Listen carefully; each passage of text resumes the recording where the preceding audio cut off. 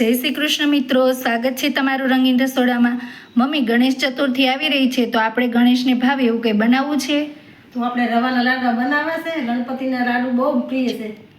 હા, તો એ આપણે લાડુ બનાવીએ તો પરફેક્ટ માપ સાથે આપણે રવાના લાડુ બનાવવાના છે। તો તમે આ રેસીપી પૂરેપૂરી જોજો, અને તમે અમારી ચેનલને હજુ સુધી સબસ્ક્રાઈબ ન કરી હોય તો અમારી ચેનલને સબસ્ક્રાઈબ કરો, અને આગળ આપણે આ લાડવાની રેસીપી જોઈએ। અહીં આપણે રવાના લાડુ બનાવવા માટે મેં અહીં 400 ગ્રામ રવો લીધો છે, અને તેની અંદર હું આ 1 વાટકી ચણાનો લોટ એડ કરી રહી છું।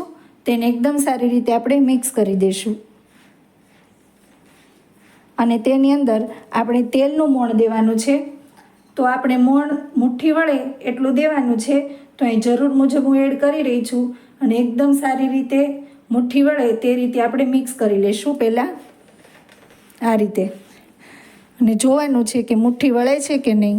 મુઠ્ઠી વળે એટલું આપણે તેલ એડ કરીશું। તમે જોઈ શકો છો લોટની એકદમ સરસ આ રીતે મુઠ્ઠી વળી જાય છે, તો આ રીતનું મોણ દેવાનું છે। હવે તેની અંદર આપણે હુંફાળું પાણી લેવાનું છે, તો સેજ જેવું ગરમ કરી અને પછી એ પાણીથી આપણે તેનો લોટ બાંધવાનો છે। તો એકદમ સારી રીતે આપણે તેનો લોટ બાંધી દઈએ। આપણો આ લોટ એકદમ સારી રીતે બંધાઈ ગયો છે। હવે તેના આપણે મુઠિયા વાળી લેવાના છે। તો મુઠિયા વાળવા માટે આ રીતે મુઠ્ઠીમાં આટલો લોટ લેવાનો છે, અને એને એકદમ પ્રેસ કરી આ રીતે મુઠ્ઠિયું બનાવી લેવાનું છે। તો આ રીતે બધા મુઠિયા આપણે બનાવી લઈશું। આ રીતે બધા જ મુઠિયા બનાવી લેવાના છે। હવે તેને આપણે ફ્રાય કરી લેવાના છે। તો ફ્રાય કરવા માટે મેં અહીં કઢાઈમાં તેલ મૂકી દીધું છે। તો તેલ ગરમ થઈ ગયું છે, તો એની અંદર જેટલા સમાય તેટલા મુઠિયા હું એડ કરી દઈશ। આપણે મીડિયમ ફ્લેમ પર જ આને તળવાના છે, જેથી એકદમ સારી રીતે અંદરથી તળાઈ જાય અને કાચા ન રહે। તો હું જેટલા સમાય તેટલા એડ કરી રહી છું, અને બ્રાઉન થાય ત્યાં સુધી રહેવા દઈશું। આપણા આ મુઠિયા એકદમ સારી રીતે ફ્રાય થઈ ગયા છે। હવે તેને એક પ્લેટમાં આપણે લઈ લઈશું। હવે થોડા ઠરી જાય પછી આ રીતે મુઠિયાનો ભૂકો કરી નાખવાનો છે, અને મિક્સર જારની અંદર આપણે એને એકદમ સારી રીતે પીસી લેવાના છે।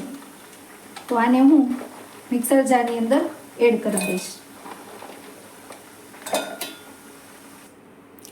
મુઠિયા જારની અંદર એકદમ સારી રીતે પીસાઈ ગયા છે। હવે તેને એક પ્લેટની અંદર આપણે લઈ લઈશું। બધા જ મુઠિયાનો ભૂકો રેડી થઈ ગયો છે, તો હવે તેની આપણે ચાસણી લેવાની છે। તો તેની તૈયારી કરી લઈએ। હવે આપણે ચાસણી લેવાની છે, તો તેના માટે મેં 1 વાટકી દળેલી ખાંડ લીધી છે, તે એડ કરવાની છે, અને તેની અંદર આપણે પાણી એડ કરશું। તો પાણી એડ કરી અને એકદમ સતત આપણે ચલાવતા રહેવાનું છે, અને કેવી ચાસણી લેવી એ હું તમને આગળ કહીશ। તો આપણે ચાસણી એકદમ ઘટ્ટ થાય ત્યાં સુધી લેવાની છે। અહીંયા તાર વધારે આવે એવી નથી લેવાની। તો એકદમ ઘટ્ટ થાય આપણું મિશ્રણ ત્યાં સુધી રહેવા દેવાની છે, અને તેની અંદર આપણે આ જે લોટ રેડી કર્યો છે તે એડ કરી દેવાનો છે। તો તે એડ કરી દઈશું, અને સતત ચલાવતા રહીશું આ રીતે।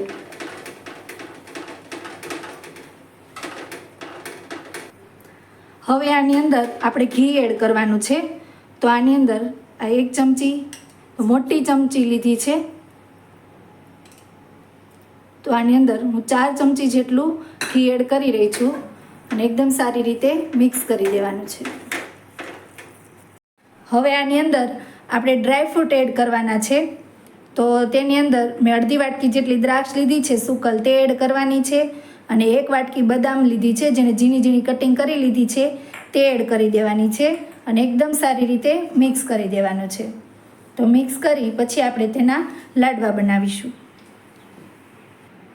હવે આપણે આ બીબાની અંદર એકદમ સારી રીતે આ મસાલો એડ કરી અને એને એકદમ પ્રેસ કરી સેટ કરી દેવાનું છે, અને બીબામાંથી કાઢવા માટે તમે જોરથી એને ઠપકારશો એટલે લાડવો બહાર નીકળી જશે, અને આ રીતે આપણા લાડવા રેડી થઈ જશે। તો આપણા બસ આ રીતે બધા જ લાડુ આપણે બનાવી લેવાના છે। ગણેશજીને ખૂબ જ પ્રિય એવા રવાના લાડુ રેડી છે। તો તમે પણ આ રીતથી જરૂરથી આ લાડુ બનાવજો। જો તમને અમારા વિડીયો પસંદ આવતા હોય તો લાઈક અને શેર કરો અને અમારા નવા વિડીયો જોવા માટે અમારી ચેનલને સબસ્ક્રાઈબ કરો. Thanks for watching.